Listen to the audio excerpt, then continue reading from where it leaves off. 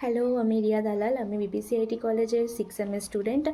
আমার department CST এবং আমি সেকেন্ড সেম থেকে ডিএইচআর ক্লাসরুমের সাথে যুক্ত।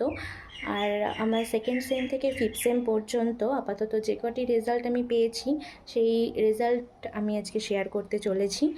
আমার সেকেন্ড সেমের রেজাল্টের জিপিএ আছে 8.4, থার্ড সেমে 9.1 এবং ফোর্থ সেমে 9.7।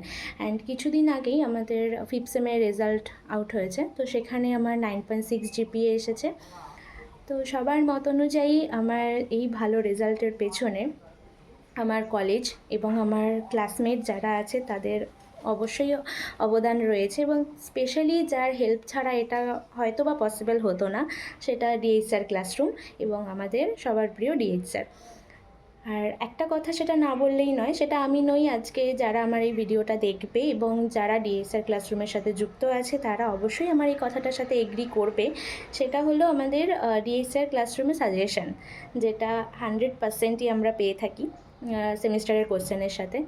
তো আমাদের শুধু ব্রড কোশ্চেন নয়, আমাদের এমসিকিউ সাজেশন দিয়ে থাকেন। তো সেখানে এমসিকিউ 90% মিলে যায় এবং ব্রড কোশ্চেন তো 100% মিলে।